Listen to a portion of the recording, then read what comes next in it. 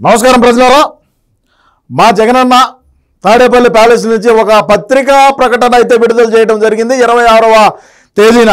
అసలు ఆ పత్రికా ప్రకటన ఏంది, ఆ కథ ఏంది, ఆ వ్యవహారం ఏందనేది ఒకసారి చిన్న వీడియో విశ్లేషణ చేద్దాం. ఎందుకంటే మనం జగనన్నను 30 సంవత్సరాల పాటు అధికారంలో పెట్టుకోవాలా, ఏమైనప్పటికీ ప్రధానమంత్రి కూడా అన్న కావాలనేటువంటి లక్ష్యంగా పోయేటువంటి మనకెందుకైతే అంటే ఇప్పుడు ఈ యొక్క మనిషికి ఇచ్చిన దానికన్నా కూడా ఇంకా ఎక్కువగా పనిచేసేటువంటి కొంతమంది యువత ఉన్నారు. కానీ వాళ్ళనైతే ఎందుకు అన్న గుర్తించలా, కేవలం అన్న సామాజిక వర్గానికి చెందినటువంటి వ్యక్తి అయినా ఏమన్నా ఇవ్వడం జరిగిందా అనేది కూడా ఒకసారి మనం చర్చిద్దాం. అదేవిధంగా రాష్ట్ర వ్యాప్తంగా జగనన్న కోసం యువత ఏ విధంగా మరి యువత పోరుబాటు అని చెప్పి కూడా పెట్టినాడు 60 సంవత్సరాల వయసు వాళ్ళు వచ్చినప్పటికీ అటువంటి వాళ్ళు కూడా మేము కూడా యువతలమే కదా, మాకెందుకైతే ఈ పోస్ట్ ఇవ్వలేదని కూడా కొంతమంది అయితే నాకు ఫోన్ చేసి మరీ ముఖ్యంగా అడగడం అయితే జరిగింది. ఇతనికి ఆ పోస్ట్ ఎందుకు ఇవ్వాల్సి వచ్చింది, అతను మనసులో ఉండేటువంటి ఆలోచన ఏంది, ఆయన మాటల్లోనే కూడా మనం విందాం. దయచేసి వీడియోని అయితే పూర్తిగా చూసి మీ అమూల్యమైన అభిప్రాయాన్ని కూడా తెలియజేయండి.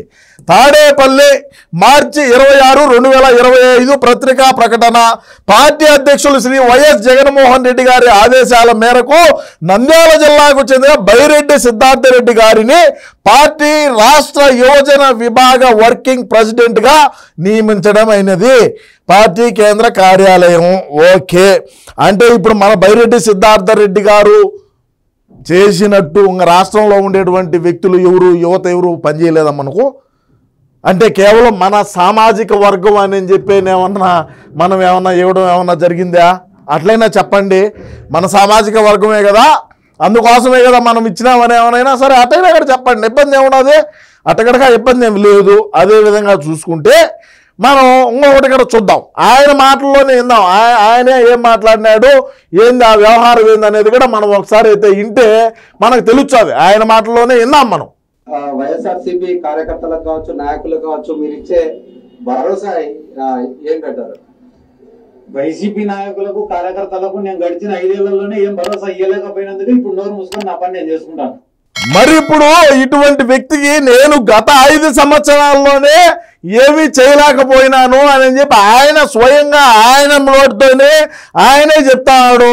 మరి ఆయనకు ఎట్లా ఇవ్వడం జరిగింది, ఎందుకైతే ఇవ్వాల్సి వచ్చింది? ఆయన మనకు ఇప్పుడు మనం ఇచ్చినటువంటి ఈ వర్కింగ్ ప్రెసిడెంట్ ఏదైతే, ఈ ప్రెసిడెంట్ ఏదైతే ఉన్నదో దానికేమో ఆయన అర్హుడు కాదా అనేది మీరు మీ అభిప్రాయాన్ని తెలియజేయండి. దేనికి అర్హుడు? ఏదో సోషల్ మీడియాలోనో లేదంటే కొన్ని మీడియాల్లోనో కొన్ని ఛానల్స్లోనో కొన్ని ఇంటర్వ్యూలు ఇచ్చిన పాట, 4 సూక్తులు చెప్పిన పాట, 4 మాటలు చెప్పిన పాట ఎవరు కూడా హీరోలు అవుతారా? అటైనా కూడా అభిప్రాయం తెలియజేయండి. మరి నేను గత 5 సంవత్సరాల్లో ఏ అభివృద్ధి చేయలేకపోయినామో, మేము ఏమి హామీలు ఇచ్చినట్టు నెరవేర్చలేదు, మరి మేము ఏమీ చేయలేకపోయినామో, గత 5 సంవత్సరాల్లో నా వెనకీర్తి ఉన్న వాళ్ళకే నేనేమి చేయలేకపోయినానే, మరి నాకెందుకో ఈ పదవి అని అంటున్నాడు బైరెడ్డి సిద్ధార్థరెడ్డి. మరి అది దానికి ఏం చేద్దాం ఇప్పుడు? మరి ఇది ఏమన్నా జగనన్న చూసినాడా, లేదు చూడలేదా? మరి అధికారంలో ఉన్నప్పుడైతే మనం ఆడిందే ఆట పాడిందే పాటగా ఉంటుంది, దానికి ఎవడైనా సరే దానికి లాలూచి పడాల్సిందే.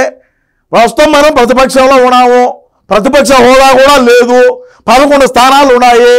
ఈ 11 స్థానాల నుంచి మనం మళ్ళా పైకి వచ్చినప్పుడు మళ్ళా వచ్చారు అందరూ కూడా. మరి ఈరోజు ఆయన వద్దంటున్నాడు. ఇంకా చాలా మంది ఉన్నారు కదా, గోదావరి జిల్లాలో బొచ్చడు మంది ఉన్నారు అన్నంటే సచ్చేవాళ్ళు. మరి వాళ్ళకి ఎందుకు ఇలా? మరి బైరెడ్డికే ఎందుకు ఇచ్చారు, సిద్ధార్థరెడ్డికే ఎందుకు ఇచ్చారు అంటే బైరెడ్డి వాళ్ళ అక్క ఎవరో ఉన్నారు, ఆమె కూడా మాట్లాడుతూ ఉండింది మొన్న. ఇట్లాంటివన్నీ ఉంటాయి. కొంపలు కూల్చేదంటే ఇదేనేమో. మరి చిన్నాయనో పెదనాయనో ఒక పార్టీ, ఈ అబ్బాయి ఒక పార్టీ, ఈ అబ్బాయి వాళ్ళని తిట్టడం, వాళ్ళు వీళ్ళని తిట్టడం, ఈ మధ్యలో ఏదో జగనన్నకు ఒక ఆనందం రావడం. సో నేనేం చెప్తానంటే రాష్ట్ర ప్రజలారా, బైరెడ్డి సిద్ధార్థరెడ్డి ప్రత్యక్షంగానే చెప్తాడు, నేను గత 5 సంవత్సరాల్లో మేము ఏమీ చేయలేకపోయినా. మీరు మళ్ళా వింటారంటే వినండి ఒకసారి, వినండి మీరు మళ్ళా. మీరు ఇచ్చే భరోసా ఏంటంటారు?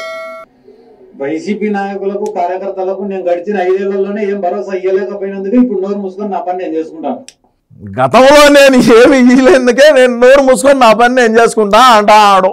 మరి నేనేం చెప్తానంటే, నా ఎస్సీలు, నా బీసీలు, నా మైనారిటీలు అనేటువంటి జగనన్న దేనికైతే దళిత బిడ్డలకు ఇవ్వలా, దేనికైతే అదేవిధంగా ఎస్టీలకి ఇలా, దేనికైతే బీసీలకి ఇలా, కేవలం జగనన్న సామాజిక వర్గానికే దేనికి ఈ పదవి కట్టబెట్టినాడనేది కూడా మీ అమూల్యమైన అభిప్రాయాన్ని తెలియజేయండి.